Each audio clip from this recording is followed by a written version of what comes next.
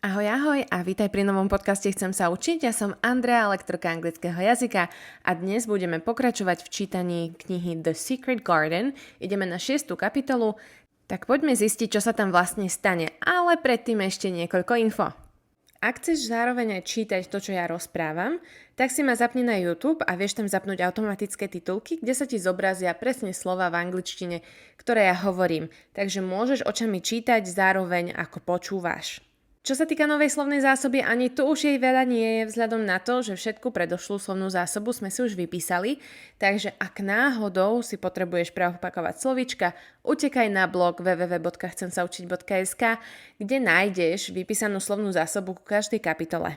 Tak, to by bolo asi všetko. Poďme si zopakovať, o čom bola predošlá kapitola. V predošlej kapitole Mary stretla Colina. Konečne našla chlapca, ktorý plače v tom dome.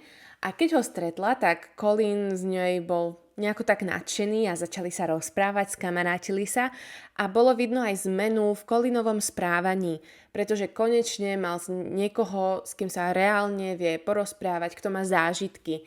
Tak teraz poďme ďalej. Chapter 6. Colin is afraid. Because it rained all the next week, Mary went to talk to Colin every day instead of visiting the garden. But she woke early one morning to see the sun shining into her room, and she ran out to the secret garden at once. She did not even wait to have her breakfast. It was beautifully sunny and warm, and 1,000 more shoots were pushing their way out of the ground. Dickon was already there, digging hard, with a crow and a young fox beside him. "Have you seen the robin?" he asked Mary. The little bird was flying busily backwards and forwards as fast as he could, carrying pieces of dry grass. "He's building a nest," whispered Mary. They watched the robin for a moment. Then Mary said, "I must tell you something. You probably know about Colin Craven, don't you? Well, I've met him, and I'm going to help him to get better." "That's good news." There was a big smile on Dickon's honest face. "We all knew he was ill." "He's afraid he'll have a crooked back like his father. I think that's what's making him ill." "Perhaps we can bring him here and let him rest under the trees. That'll do him good." "That's what we'll do." They had a lot of gardening and planning to do, and Mary did not have time to visit Colin that day. When she came back to the house in the evening, Martha told her that the servants had had trouble with Colin. "He's been very bad-tempered all afternoon with all of us, because you didn't come, miss." "Well, I was busy. He'll have to learn not to be so selfish," replied Mary coldly.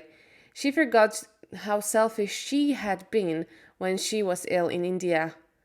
"I'll go and see him now." When she went into his room, he was lying in bed looking tired. He did not turn to look at her. "What's the matter with you?" she asked crossly. "My back aches and my head hurts. Why didn't you come this afternoon?" "I was working in the garden with Dickon." "I won't let that boy come to the garden if you stay with him instead of talking to me." Mary suddenly became very angry. "If you send Dickon away, I'll never come into this room again." "You'll have to if I say so. I'll make the servants bring you here." "Oh, will you, Prince? But no one can make me talk to you. I won't look at you. I'll stare at the floor." "You selfish girl," cried Colin. "You're more selfish than I am. You're the most selfish boy I've ever met." "I'm not as selfish as your fine Dickon. He keeps you playing outside when he knows I'm ill and alone." Mary had never been so furious. "Dickon is nicer than any other boy in the world. He's like an angel." "An angel? Don't make me laugh. He's just a poor country boy with holes in his shoes." "He's 1,000 times better than you are." Colin had never argued with anyone like himself in his life, and in fact it was good for him. But now he was beginning to feel sorry for himself. "I'm always ill," he said and started to cry. "I'm sure my back is a bit crooked, and I'm going to die." "No, you're not," said Mary crossly. Colin opened his eyes very wide. Nobody had said that to him before. He was angry, but a bit pleased at the same time. "What do you mean? You don't know I'm going to die. Everybody says I'm going to die." I don't believe it, said Mary in her most disagreeable voice. You just say that to make people feel sorry for you. You're too horrid to die. Colin forgot about his painful back and sat up in bed. Go out of the room at once, he shouted and threw a book at her. I'm going, Mary shouted in reply. And I won't come back. The door banged shut behind her. When she reached her own room, she had decided never to tell him great secret. He can stay in his room and die if he wants, she thought, but soon she began to remember how ill he had been and how frightened he was, frightened that one day his back would be as crooked as his father's. Perhaps I'll go back and see him tomorrow. That night she was woken by the most terrible screams that she had ever heard. Servants were opening and shouting doors and running about. It's Colin, thought Mary. He'll go on screaming until he makes himself really ill. How selfish he is. Somebody should stop him. Just then Martha ran into the room. We don't know what to do, she cried. He likes you, miss. Come and see if you can make him calmer, please. Well, I'm very cross with him, said Mary and jumped out of bed. I'm going to stop him. That's right, said Martha. He needs someone like you to argue with. That'll give him something new to think about. Mary ran into Colin's room, right up to his bed. Stop screaming, she shouted furiously. Stop at once. I hate you. Everybody hates you. You'll die if you go on screaming like this, and I hope you will. The screams stopped immediately. This was the first time that anyone had spoken so angrily to Colin, and he was shocked. But he went on crying quietly to himself. My back's becoming crooked. I can feel it. I know I'm going to die. Large tears ran down his face. Don't be stupid, cried Mary. There's nothing the matter with your horrid back. Martha, come here and help me look at his back. Martha and Mrs. Medlock were standing at the door, staring at Mary, their mouths wide open.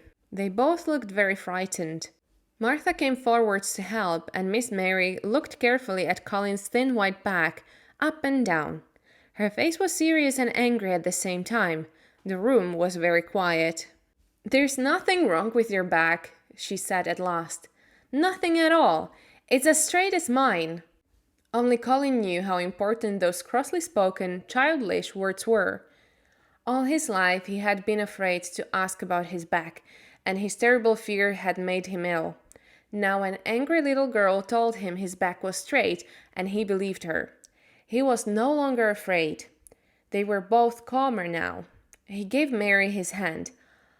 I'm almost sure I will live if I can go out in the garden together sometimes. I'm very tired now. Will you stay with me until I go to sleep? The servants went out quietly. I'll tell you all about the secret garden, whispered Mary.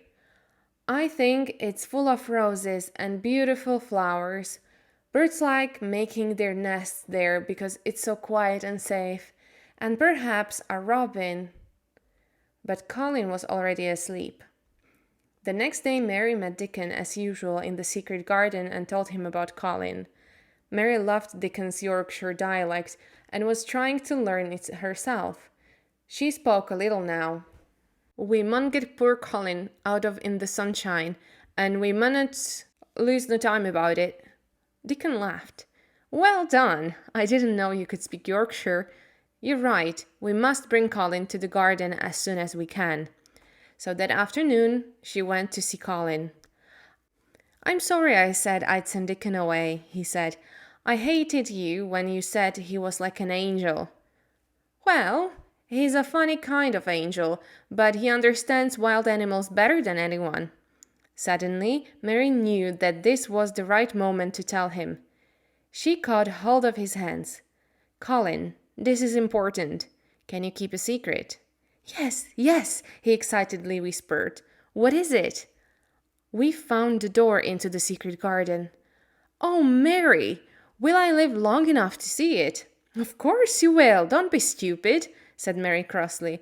But it was a very natural thing to say, and both of them laughed. Colin told Mrs. Medlock and the doctor that he wanted to go out in his wheelchair. At first, the doctor was worried that the boy would get too tired, but when he heard that Dickon would push the wheelchair, he agreed. "Dickon's a sensible boy," he told Colin, "but don't forget—" "I've told you, I want to forget that I'm ill," said Colin in his prince voice.